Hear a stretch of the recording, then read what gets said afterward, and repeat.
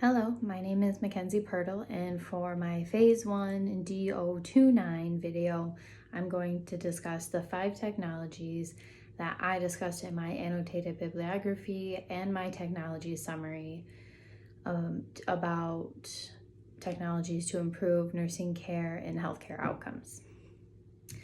So the 5 technologies I chose were digital patient monitors, electronic medical records, simulated mannequins, artificial intelligence to identify trends in the EMR, and complex adaptive systems. So digital patient monitors have proven to be a valuable tool to help bedside staff identify patient vital signs and heart rhythms. Although there may be some challenges to this, such as having what is called artifact or interference from patient movement or a detached lead, the technology has proven to allow for a quicker response for the bedside staff. So in my personal experience, I work in a telefloor.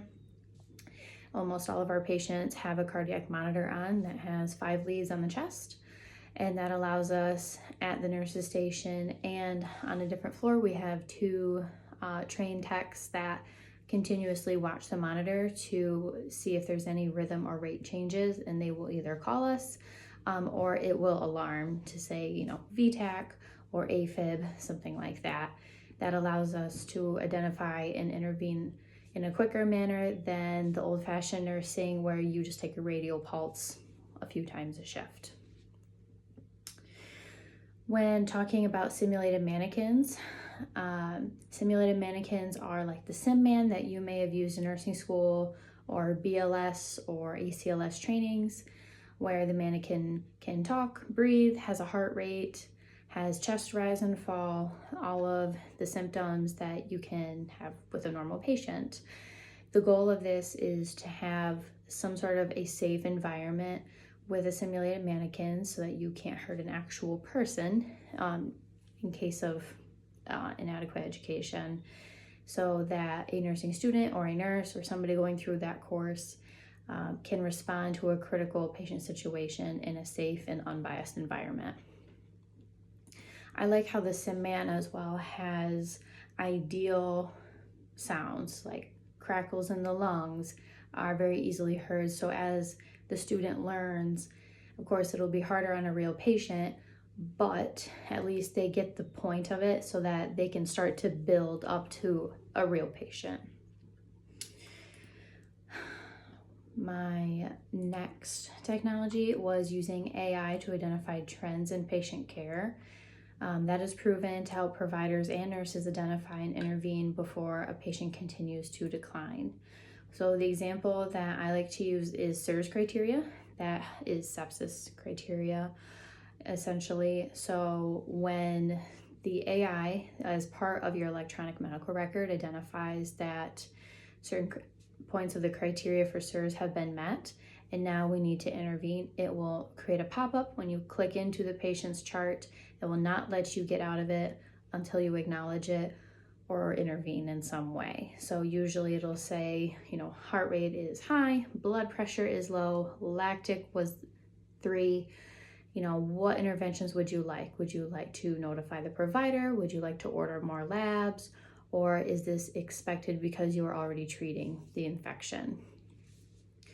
This has helped with ample cases in treating SIRS before it becomes to the point where they need to be transferred to an ICU. There's many different kinds of pop-ups that can happen as well.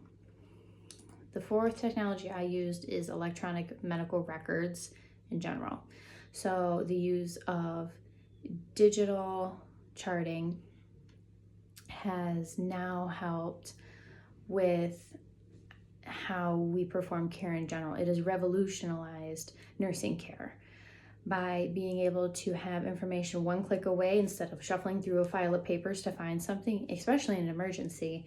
This has become the new with nursing.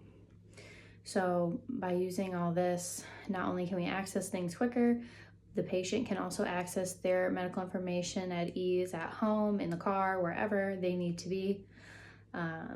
This system can also be transformed if you go from one hospital in the same system. So if you go from town A and they have the same kind of charting system, town B can also access that in an emergency if you come into the emergency room and you can't talk and explain yourself.